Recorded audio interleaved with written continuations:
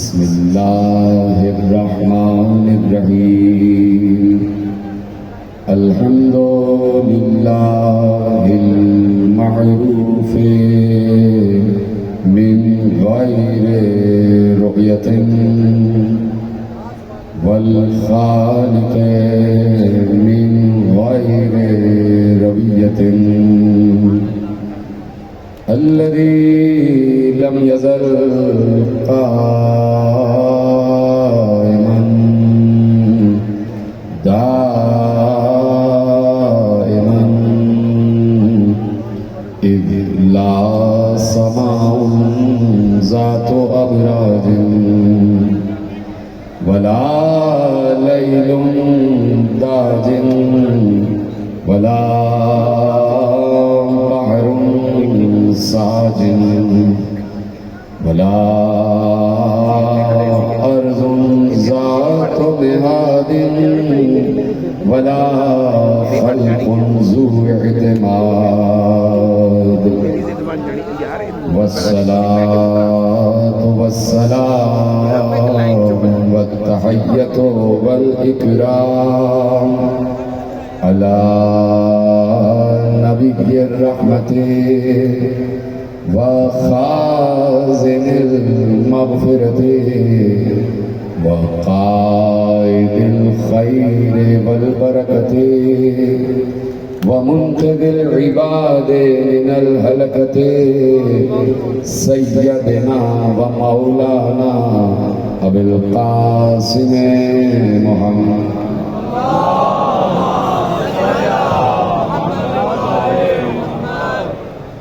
وأهل بيته الطيبين الطاهرين المعصومين المظلومين المنتخبين المنتجبين الذين أذهب الله عنهم الرجس وطهرهم تطهيرا.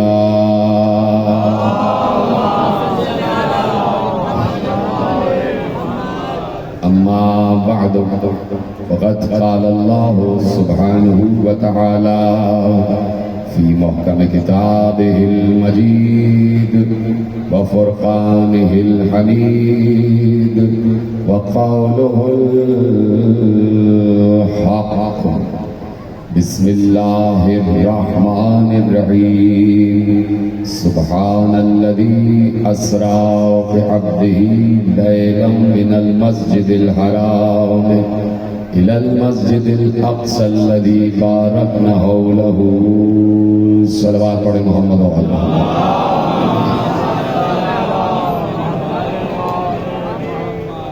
پروردگار عالم کا شکر ہے اس نے ہمیں اس وقت اس ہنر سے نوازا ہوا ہے کہ ہم نے ذکر علی و حسین کر کے اپنے اس فرش کو بھی عرش بنایا ہوا ہے.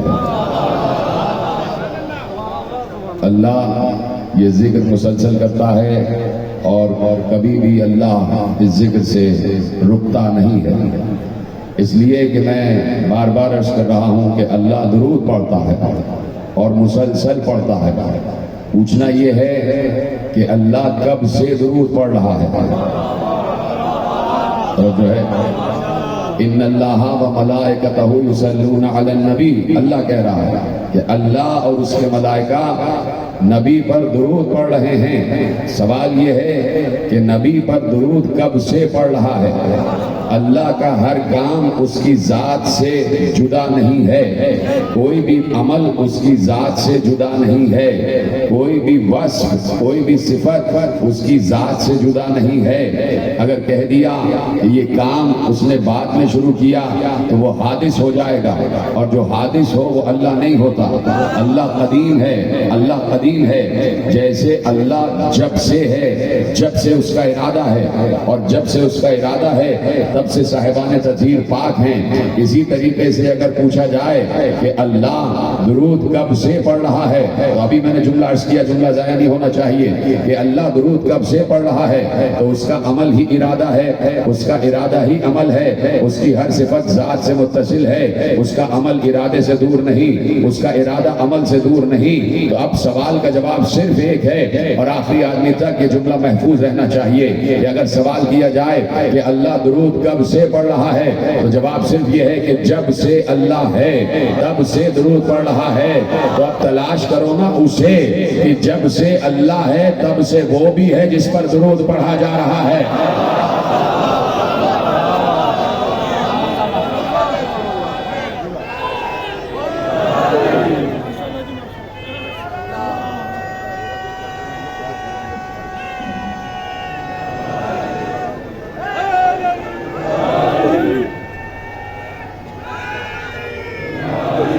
جو فرمائی آپ نے، تو اب مصطفیٰ کی قدامت کا کون اندازہ لگا سکے کہ مصطفیٰ کب سے ہیں؟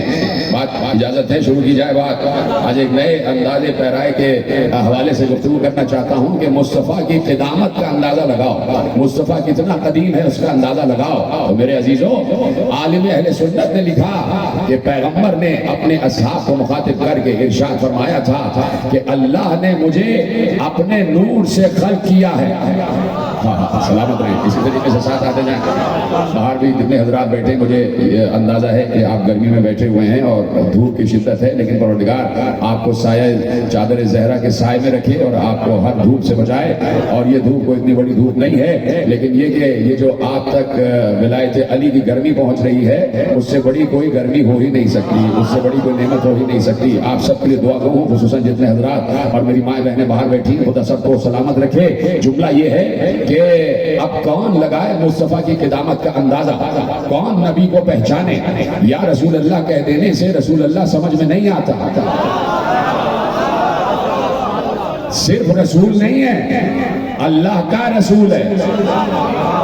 توجہ، صرف رسول نہیں ہے، یہ اللہ کا رسول ہے، رسول اللہ ہے، اللہ کا رسول ہے۔ رسول کا مطلب ہوتا ہے پیغام پہنچانے والا، رسول کا مطلب ہوتا ہے پیغامبر۔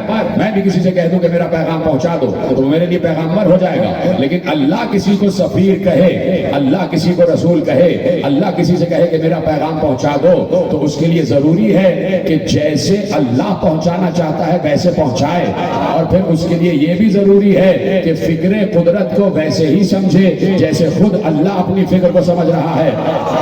سلامت رہے۔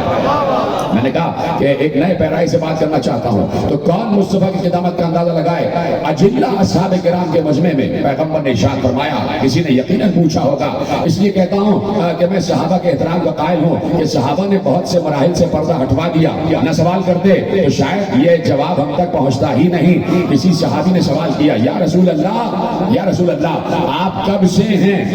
آپ کو کیسے خلق کیا گیا؟ آپ کہتے ہیں آپ نور سے ہیں، تو وہ نور اور اس نور کی ابتدا کیا ہے، اس نور کا آغاز کیا ہے، اس نور کا منبع کیا ہے، اس نور کا مقصد کیا ہے، اس نور کا مقصد کیا ہے؟ ایک بار پیغمبر نے ارشاد فرمایا، اللہ نے مجھے اپنے نور سے خلق کیا، اپنے نور سے خلق کیا۔ کسی نے اس جملے کی تشریح لکھی، ایک عالم اہل سنت نے اس جملے کی تشریح لکھی، اور انہوں نے لکھا کہ پیغمبر نے، خدا کے لیے جملہ ضائع نہ ہو اور سب بیٹھے میں توجہات آپ کی میری طرف مبذول ہیں، انہوں نے کہا کہ پیغمبر نے یہ نہیں کہا تھا کہ اللہ نے مجھے اپنے نور عظمت سے خلق کیا۔ سلامت رہیں، سلامت رہیں۔ یہ تمام حضرات جو آگے بیٹھے یہ بھی بات کرتے رہے میرے ساتھ۔ اللہ نے، یہ پیغمبر نے یہ نہیں کہا تھا کہ اللہ نے مجھے اپنے نور عظمت سے خلق کیا یا اپنے نور جلال سے خلق کیا، نہیں، انہوں نے کہا، توجہ، انہوں نے کہا کہ اگر رسول اللہ یہ کہہ دیتے کہ اللہ نے مجھے اپنے نور عظمت سے خلق کیا یا اپنے نور جلال سے خلق کیا، تو اس کا مطلب ہے کہ پیغمبر اللہ کے نور کی صفت سے خلق ہوئے ہیں۔ اللہ کے نور کی صفت سے خلق ہوئے؟ کہا نہیں، پیغمبر نے کہا مجھے اللہ نے اپنے نور سے خلق کیا ہے، یعنی اللہ نے مجھے اپنے نور ذات سے خلق کیا ہے، نور صفت سے خلق نہیں کیا ہے، نور ذات سے خلق کیا ہے۔ اب ذات کیا ہوتی ہے آپ کو پتا ہے کہ جہاں انسان جاتا ہے وہاں اس کی ذات جاتی ہے۔ جتنے لوگ یہاں بیٹھے ہیں سب کی ایک ذات ہے، اور وہ ذات ہے کہ سب کے سب انسان ہیں۔ سلامت رہیں۔ ذات کا مطلب کیا ہوتا ہے؟ سب کے سب یہاں بیٹھے ہیں اور سب کی ذات ایک ہے، اور ذات کیا ہے کہ سب انسان ہیں، صفتیں مختلف ہیں، صفت میں سب مختلف ہیں لیکن ذات میں سب ایک ہیں۔ جہاں جائیں گے سب کے سب انسان ہوں گے، صفتیں مختلف ہو جائیں گی۔ اللہ کے نبی نے کہا کہ مجھے اللہ نے اپنے ذات کے نور سے بنایا ہے۔ اب یہ تلاش کرو کہ اللہ کی ذات کیا ہے۔ یہ طرح سلامت رہے۔ اب یہ تلاش کرو کہ اللہ کی ذات کیا ہے، تو معصوم نے ارشاد فرمایا العلم ذات ہی، اللہ کی ذات ہی علم ہے اور علم ہی ذات ہے، ذات ہی علم ہے اور علم ہی ذات ہے۔ تو میرے عزیزوں، میں نے ابھی عرض کیا آپ کے سامنے، جملہ دوبارہ دوہرا دیتا ہوں کہ انسان کی ذات ہے، انسان جہاں وہ جاتا ہے اس کی ذات ایک ہی رہتی ہے، اس کی ذات ایک ہی رہتی ہے۔ اب یہ میری طرف دیکھیے، یہ میرے ہاتھ پاؤں ہیں، یہ میرے ہاتھ پاؤں ہیں، یہ والا ہاتھ بھی میرا انسان ہے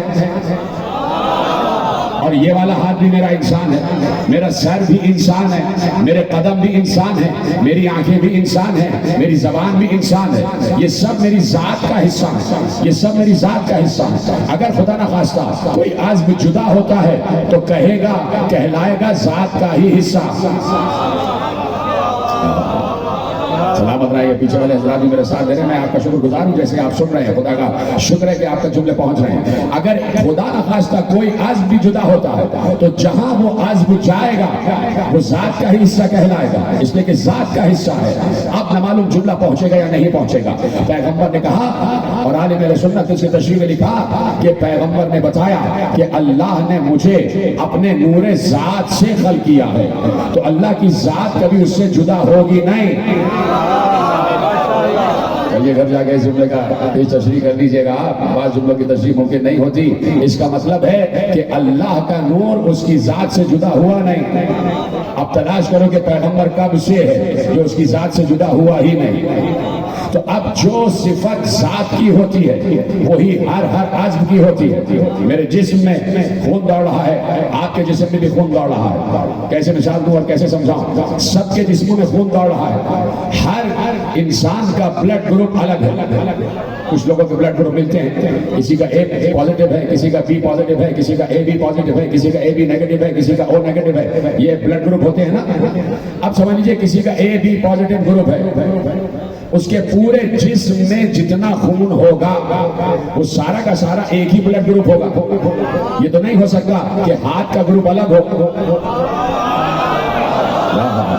سلامت رہنا، پاؤں کا گروپ الگ ہو، ٹھیک ہے، ایک ہی گروپ ہوگا، ایک ہی گروپ ہوگا۔ اب اگر کوئی عزم جدا ہوتا ہے تو صفت جدا نہیں ہوگی، صفت وہی رہے گی۔ اب مجھے نہیں پتا کہ اللہ کے صفات کیا کیا ہیں۔ اللہ کے صفات پھیلے ہوئے ہیں، اللہ کے صفات لامحدود ہیں، جملہ ضائع نہ ہو، اللہ کے صفات لامحدود ہیں۔ پیغمبر نے کہا مجھے اللہ نے اپنے صفت ذات سے خلق کیا، تو ضروری ہے کہ جو ایک جزو کی صفت ہو وہی دوسرے جزو کی بھی صفت ہو۔ اب اگر پیغمبر کا نور جدا ہے تب بھی اس کی ذات کا حصہ ہے، اور جدا نہیں ہے تب بھی اس کی ذات کا حصہ ہے۔ ادھر آیا، میں نے کہا تھا نا نئے پیرائی سے بات کرنا چاہتا ہوں۔ اب اگر نبی کا نور جدا ہے تب بھی اس کی ذات کا حصہ ہے، اس لیے کہ اللہ سے کوئی چیز جدا ہو نہیں سکتی، اور اللہ سے جو چیز جدا ہو جائے وہ ناقص ہو جائے گا، اور جو ناقص ہو جائے وہ اللہ نہیں ہے، وہ اللہ نہیں ہے۔ تو نبی اس کی قدامت کا کون اندازہ کرے گا، اس کے مرتبے کو کون اندازہ کرے گا؟ جب نبی کا نور خلق ہوا اور نبی کے نور کو اللہ نے علم کے 20 دریاؤں میں غوطہ دیا۔ شروع ہو رہی ہے بات، علم کے 20 دریاؤں میں غوطہ دیا، ہر دریا میں غوطہ کھا کے باہر نکلا۔ علم کے 20 نور کے 20 دریا، آخری دریائے نور سے نبی کا نور مجسم باہر آیا۔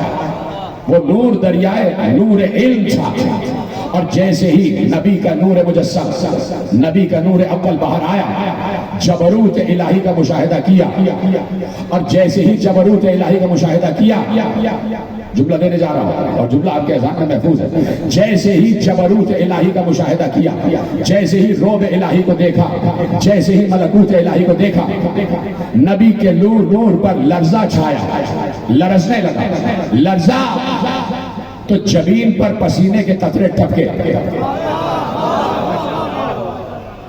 جب جبین پر پسینے کے قطرے ٹپکے تو قریب تھا کہ پسینے کے قطرے ٹپک کر نیچے گریں۔ اللہ کو اپنے محبوب کا حسن اتنا اچھا لگ رہا تھا کہ اس نے نہیں چاہا کہ پسینے کو بھی ضائع ہونے دے، اشارہ کیا ایک ایک پسینے کا قطرہ گرتا جائے، ایک ایک نبی بنتا جائے۔ سلامت رہے، ایک ایک پسینے کا قطرہ گرتا جائے، ایک ایک نبی بنتا جائے۔ ایک قطرہ گرا آدم بنے، دوسرا قطرہ گرا نوح بنے، تیسرا قطرہ گرا ابراہیم بنے، ایک قطرہ گرا الیاس بنے، ایک قطرہ گرا ادریس بنے، ایک قطرہ گرا خضر بنے، ایک قطرہ گرا لوط بنے، ایک قطرہ گرا ہود بنے، ایک قطرہ گرا صالح بنے، ایک قطرہ گرا یعقوب بنے، ایک قطرہ گرا یوسف بنے، ایک قطرہ گرا ایوب بنے، ایک قطرہ گرا اسماعیل بنے، ایک قطرہ گرا اسحاق بنے، ایک قطرہ گرا ابراہیم بنے، ایک قطرہ گرا موسیٰ بنے، ایک قطرہ گرا عیسیٰ بنے۔ اب 1,23,999 پسینے کے قطرے ٹپکے تو نبی بنے، تو اب اس نبی کی قدرت کا، اس نبی کے وصف کا کوئی کیا اندازہ لگا سکتا ہے کہ جس کے جسم کا فاضل حصہ انبیاء بنتے چلے جائیں۔ سلامت رہے ہیں محمد و اہل بیت محمد بآواز بلند ادھر ہے، سلامت رہے، جس کے جسم کا فاضل حصہ، بھائی یہ آپ نے ایسے کیا اور پسینہ ٹپک گیا، یوں کیا اور پسینہ ٹپک گیا۔ پسینہ دل سے لگا کے نہیں رکھا جاتا، ابھی بتاؤں گا کہ دل سے کیا چیز لگا کے رکھی جاتی ہے۔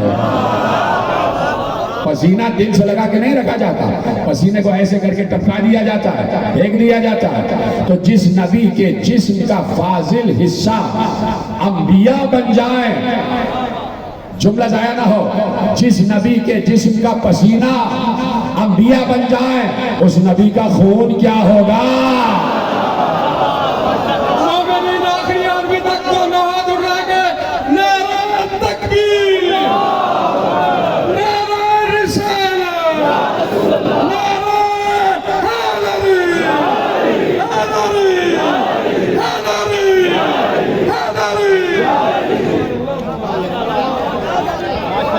پہنچ رہی ہے ادھر سلامت ہے۔ جس نبی کے جسم کے پسینے کے قطرے آدم سے لے کے عیسیٰ تک انبیاء بن رہے ہوں، سوچو اس نبی کا لہو کیا ہوگا، اس نبی کا خون کیا ہوگا۔ پسینہ ہر جگہ نہیں جاتا اور نہ ہر جگہ آتا ہے، سلامت رہے آپ، پسینہ ہر جگہ نہ آتا ہے نہ جاتا ہے۔ ٹھنڈے ماحول میں ہوں گے پسینہ آئے گا ہی نہیں، ٹھنڈے ماحول میں ہوں گے پسینہ نہیں آئے گا، اور اگر آ بھی گیا تو آپ جھٹک دیتے، لیکن خون ہر جگہ ساتھ جاتا ہے۔ کہہ دیا میں نے جملہ میرے عزیزو، خون ہر جگہ ساتھ جاتا ہے، جہاں جہاں انسان جائے گا اس کی رگوں کا خون جائے گا، بولیے ہاں، جہاں انسان جاتا ہے خون ساتھ ساتھ جاتا ہے، خون ساتھ ساتھ جاتا ہے۔ تو اب نبی نے مخاطب کر کے کہا علی کو، یا علی تیرا لہو میرا لہو،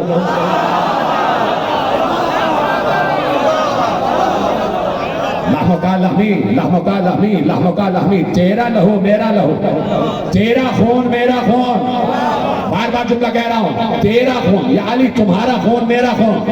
یہ نہیں کہا کہ میرا خون تمہارا خون، فرق ہے جملوں میں، یہ نہیں کہا کہ میرا خون تمہارا خون، کیا کہا تمہارا خون میرا خون، فرق ہے جملوں میں، فرق ہے جملوں میں۔ خدا سب کو سلامت رکھے۔ یہاں ہزاروں کی تعداد میں، لاکھوں کی تعداد میں مجمع میرے سامنے بیٹھا ہوا ہے، بہت سے افراد ایسے ہیں جو اپنے بیٹوں کے ساتھ بیٹھے ہوئے، بہت سے افراد اپنے بیٹوں کے ساتھ بیٹھے ہوئے، بیٹے کی رگوں میں باپ کا خون دوڑ رہا ہوتا ہے، کہہ چکا جملہ، اللہ کہہ دیا میں نے، بیٹے کی رگوں میں باپ کا خون دوڑ رہا ہوتا ہے، بیٹے کی رگوں میں باپ کا خون دوڑ رہا ہوتا ہے۔ پیغمبر نے کہا یا علی تمہارا خون میرا خون۔ اب پوچھو نا یا رسول اللہ، علی کی رگوں میں تو ابو طالب کا خون دوڑ رہا ہے۔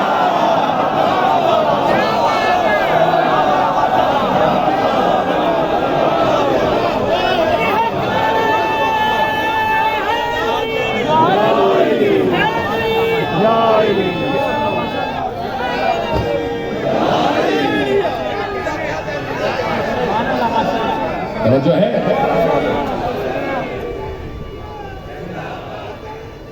زندہ باد زندہ باد مرد آباد مرد آباد۔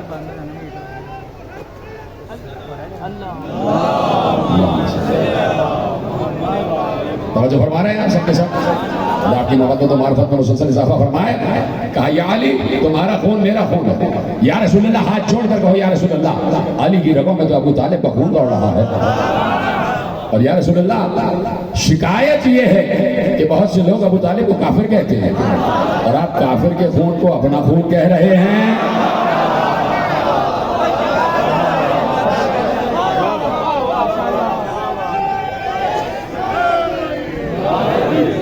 تو جہاں انسان جاتا ہے لہو ساتھ جاتا ہے، خون ساتھ جاتا ہے، پسینہ جائے یا نہ جائے۔ اور پسینہ ہر مقام پر نہیں رہتا، جملہ یاد کر رکھیں میرے عزیزوں، پسینہ ہر مقام پر نہیں رہتا اور نہ رکھا جاتا ہے، اوجھ بھی دیا جاتا ہے، کپڑے سے صاف بھی کر دیا جاتا ہے۔ ہر جگہ انسان نہیں چاہتا کہ پسینہ اسے آئے، اس لیے کہ پسینہ قوت کا باعث نہیں ہے، خون قوت کا باعث ہے۔ جملے دے رہا ہوں میرے عزیزوں، لہو سے بدن میں قوت ہوتی ہے، پسینہ قوت لے جاتا ہے اور لہو قوت دیتا ہے۔ جب میرا اور آپ کا لہو مجھے قوت دے رہا ہے تو کیا پیغمبر کا لہو ان کو قوت نہیں دے رہا ہوگا؟ جیتے رہے میں تو اشارہ میں بات کر رہا ہوں، کیا پیغمبر کا خون ان کے لیے باعث قوت نہیں ہوگا؟ اور پیغمبر کا خون ہے علی، لحمک لحمی یا علی، تیرا لہو میرا لہو۔ تو جملہ پھر دوہرا رہا ہوں، لہو ہر جگہ ساتھ جاتا ہے، خون ہر جگہ ساتھ جاتا ہے، جہاں انسان جائے گا اس کے ساتھ ساتھ خون جائے گا۔ انسان رزم میں ہو خون ساتھ ہے، انسان بزم میں ہو خون ساتھ ہے، انسان میدان میں ہو خون ساتھ ہے، انسان خیمے میں ہو خون ساتھ ہے، انسان مسجد میں ہو خون ساتھ ہے، انسان زمین پر ہو خون ساتھ ہے، انسان حجرے میں ہو خون ساتھ ہے، انسان غار میں ہو خون ساتھ ہے، انسان بستر پر ہو خون ساتھ ہے۔ ٹھیک ہے، جب عام انسان کا خون ہر وقت ہر مقام پر ساتھ ساتھ ہے تو نبی کا خون بھی تو ہر مقام پر ساتھ ساتھ ہوگا، بولیے ہاں یا نہیں؟ جب عام انسان کا خون ہر وقت اس کی رگوں میں اس کے ساتھ ساتھ ہے تو نبی تو فخر انسان ہے نا، نبی تو اشرف مخلوق ہے نا، نبی تو اول مخلوق ہے نا۔ تو جب عام انسان کا خون اس کے ساتھ ساتھ ہے تو نبی کا خون بھی اس کے ساتھ ساتھ ہوگا، بولیے ہاں یا نہیں؟ سب اس بات سے متفق ہیں کہ نبی کا خون ہر جگہ ان کے ساتھ ہوگا، جب سے نبی ہوں گے تب سے خون ہوگا۔ اور نبی کب سے ہیں؟ نبی کب سے ہیں؟ نبی نے اصحاب کو مخاطب کر کے کہا کن تو نبی و آدم بین الماء والطین، میں اس وقت بھی نبی تھا جب تمہارا باپ بنا بھی نہیں تھا، جب تمہارے بابا آدم کا خمیر گوندا جا رہا تھا میں اس وقت بھی نبی تھا۔ تو اب جب سے نبی ہے تب سے علی ساتھ، نبی عالم ارواح میں ہے تو خون ساتھ، نبی عالم انوار میں ہے تو خون بن کے علی ساتھ، نبی عالم زمین میں ہے تو خون بن کے علی ساتھ، نبی عالم آسمان میں ہے تو خون بن کے علی ساتھ، نبی رزم میں ہے تو خون بن کے علی ساتھ، نبی بزم میں ہے تو خون بن کے علی ساتھ، نبی دعوت العشیرہ میں ہے تو خون بن کے علی ساتھ، نبی طائف کی گلیوں میں ہے تو خون بن کے علی ساتھ، نبی شب ہجرت ہے تو خون بن کے علی ساتھ، نبی صبح ہجرت ہے تو خون بن کے علی ساتھ، نبی جنگ بدر میں ہے تو خون بن کے علی ساتھ، نبی جنگ احد میں ہے تو خون بن کے علی ساتھ، نبی جنگ خندق میں ہے تو خون بن کے علی ساتھ، نبی جنگ خیبر میں ہے تو خون بن کے علی ساتھ، نبی جنگ حنین میں ہے تو خون بن کے علی ساتھ، نبی جنگ ذات سلاسل میں ہے تو خون بن کے علی ساتھ، نبی جہاں ہے علی ساتھ ہے۔ اور ایک بار اللہ نے کہا سبحان الذی اسری بعبدہ لیلا من المسجد الحرام الی المسجد الاقصی، بابرکت ہے وہ ذات جو لے گئی راتوں رات، بچے رہے سلامت رہے. بابرکت ہے وہ ذات جو لے گئی راتوں رات اپنے آپ کو مسجد حرام سے مسجد اقصی کی طرف. ہم لے گئے نبی کو کعبہ قوسین کی طرف. تو یہ کیسے ہو سکتا ہے کہ ہر مقام پر نبی کے ساتھ رہنے والا خون بن کے علی نبی کے ساتھ رہنے والا کیا کعبہ قوسین پر ساتھ نہیں ہوگا؟ مومنین آخریات بھی تک دونوں ہاتھ اٹھا کے من کنتو مولا جبریل کا مولا بوزر کا مولا کمبر کا مولا دمت کلندہ دمت کلندہ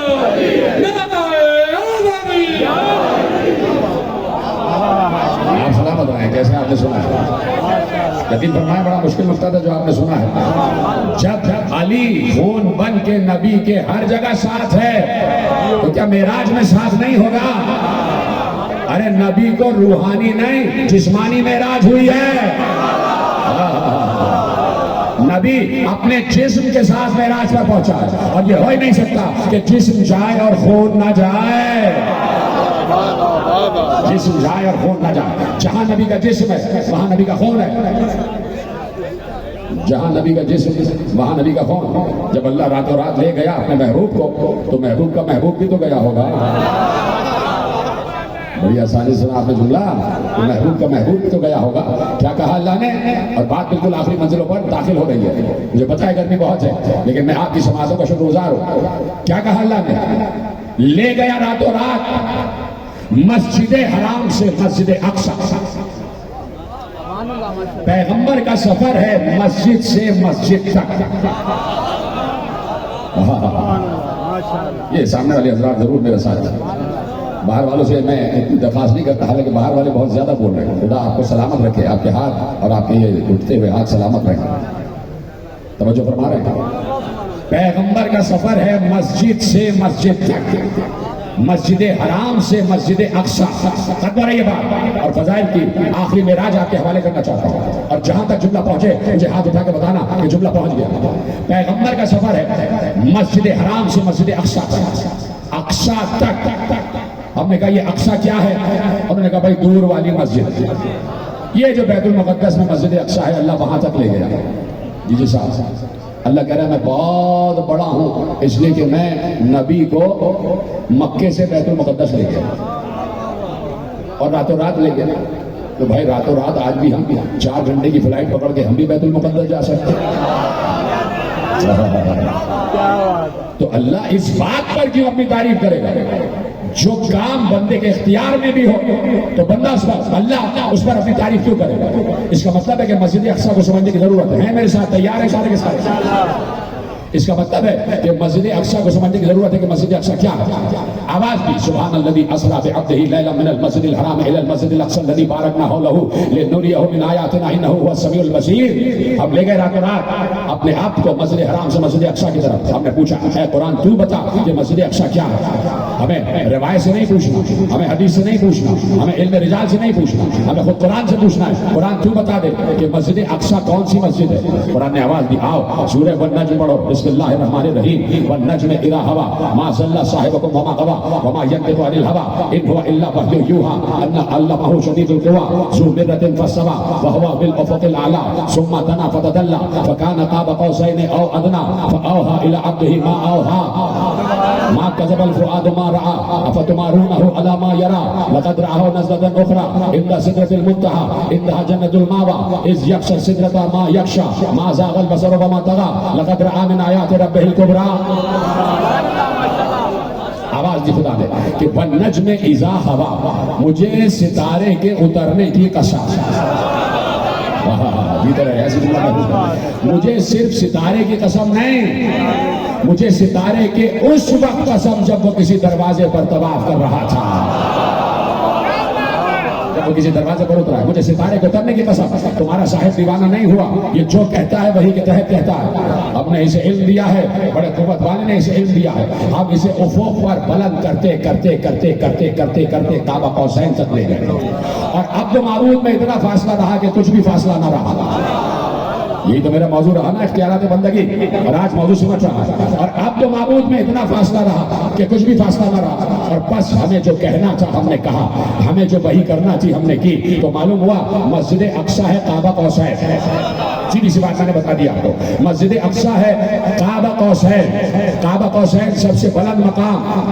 کعبہ قوسین پر جبرائیل جیسا سید الملائکہ بھی پر نہیں مار سکتا.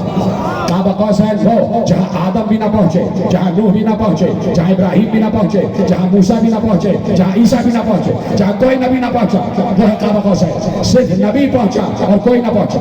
اب جب جبرائیل پڑھے سدرۃ المنتہا پہ، جبرائیل رکے، نبی آگے بڑھے، نبی تنہا جا رہا تھا. اب نہ کوئی نبی جا سکتا ہے، نہ کوئی فرشتہ پر مار سکتا ہے. صرف اللہ ہے اور محبوب ہے، صرف معبود ہے اور عبد ہے، صرف خالق ہے اور مخلوق ہے، صرف ساجد ہے اور مسجود ہے، صرف رازق ہے اور مرزوق ہے، صرف طالب ہے اور مطلوب ہے، صرف شاہد ہے اور مشہود ہے.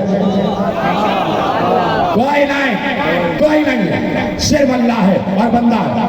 اب پتہ نہیں جملہ پہنچے گا نہیں. میری محنتیں آپ کے حوالے ہو رہی ہیں، میرا خون پسینہ آپ کے حوالے ہو رہا، جگر کا ٹکڑا آپ کے حوالے کر رہا ہوں، اور یقیناً اسے آپ محفوظ کریں گے. کوئی نہیں ہے، صرف اللہ ہے اور صرف مصطفیٰ ہے. اللہ اس مقام کو کہہ رہا ہے مسجد،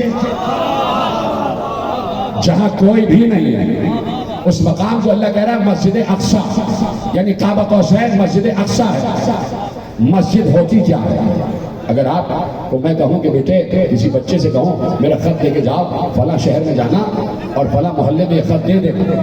وہ بچہ فلاں محلے میں گیا اور جیسے ہی محلے کی پہلی گلی میں انٹر ہوا، اس نے دیکھا کونے پہ مسجد بنی ہوئی ہے. اب مسجد بند ہے، لیکن مسجد کھلی ہو یا بند ہو، سمجھ گیا کہ مسجد کا ہونا یہ بتا رہا ہے کہ یہاں سجدہ گزار رہتے ہیں. جو مسجد میں سجدہ کرنے آتے ہیں، جو مسجد میں سجدہ کرنے آتے ہیں، مسجد کا وجود بتا رہا ہے کہ کہیں نہ کہیں مسلمان رہ رہے ہیں، کہیں نہ کہیں سجدہ گزار رہ رہے ہیں. اللہ کہہ رہا ہے جہاں کوئی نہ پہنچا وہاں میرا نبی پہنچا، اور اس مقام کو اللہ مسجد کہہ رہا ہے. مسجد کہہ رہا ہے. مسجد کا مطلب سجدہ کرنے کی جگہ، جہاں سجدہ گزار رہ رہے ہوں. ارے یہ تو پتا کرو کہ مسجد اقصی کعبہ قوسین ہے، وہاں اللہ کے علاوہ کون سجدہ گزار رہ رہے تھے؟ جی بنایا آپ آخری آدمی تک سلامت رہنا.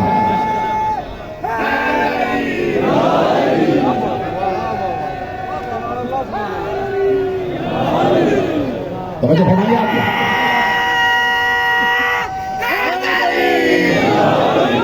توجہ فرمائیے آپ نے.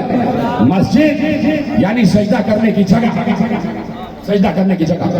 اور مسجد اقصی کعبہ قوسین، تلاش کرو کہ کون سجدہ گزار تھے جو وہاں رہ رہے تھے، کون تھے جو معبود کے ساتھ عبودیت کی منزل پر تھے، کون تھے جو معبود کے ساتھ عبودیت کی منزل پر تھے. بلند ہوتا گیا آخری جملہ فضائل کے اعتبار سے، اور یہی سے تقدیر آخری مرحلے میں داخل ہو رہی ہے. بلند ہوتا گیا خلاؤں کو چیرا، فضاؤں کو چیرا، ہواؤں کو چیرا، آسمانوں کی بلندیوں کو پار کرتا ہوا آگے بڑھا. جنتوں کو دیکھا، جہنم کو دیکھا، پل صراط کو دیکھا، میزان کو دیکھا، ایک بار عرش کو دیکھا، کرسی کو دیکھا، لوح کو دیکھا، قلم کو دیکھا، شاخ طوبہ کو دیکھا، جنت کے محلات کو دیکھا، جنت کے حجابات کو دیکھا، سراجتات کو دیکھا. سدرہ پر پہنچا، جبرائیل رکا، نبی آگے بڑھا. آواز آ رہی تھی میرے قریب آ جا، میرے قریب آ جا، میرے قریب آ جا، میرے قریب آ جا. کس کے قریب چلا جا، کس کے قریب چلا جا؟ اللہ تو ہر وقت نبی کے قریب رہتا ہے. پھر کون بلا رہا ہے میرے قریب آ جا، میرے قریب آ جا، میرے قریب آ جا. معلوم ہو رہا ہے جس کی آواز آ رہی ہے وہی قریب بلا رہا ہے، میرے قریب آ جا، میرے قریب آ جا، میرے قریب آ جا. ایک بار نبی بڑھتا گیا، کعبہ قوسین تک پہنچ گیا. نبی نے ایک بار سجدے میں سر کو رکھا، جبروت الہی سے خوفزدہ ہو کر سجدے میں سر کو رکھا. اللہ نے کہا سجدے سے سر کو اٹھاؤ، تم سے باتیں کرنا ہے. باتیں ہو گئی. جب باتیں ہو گئی تو پیغمبر نے دیکھا ایک حجاب ہے جو رہ گیا ہے، ایک حجاب ہے جو رہ گیا ہے. پیغمبر نے کہا یا اللہ، زمین سے لے کے کعبہ قوسین تک آ گیا. بہت سے حجابات آئے، جیسے جیسے آگے بڑھتا تھا حجاب خود بخود ہٹتا تھا، حجاب خود بخود ہٹتا تھا. یہ آخری حجاب کیوں پڑا ہوا ہے، یہ خود کیوں نہیں ہٹ رہا؟ اللہ نے کہا تمہارا اختیار دکھانا ہے، چاہو تو حجاب پڑے رہنے دو، چاہو تو حجاب ہٹا دو. اللہ محمد نے لکھا جیسے ہی پیغمبر نے حجاب ہٹایا، حیران ہو کے دیکھا جسے زمین پر چھوڑ کر آ رہا تھا وہ آسمانوں پر موجود ہے.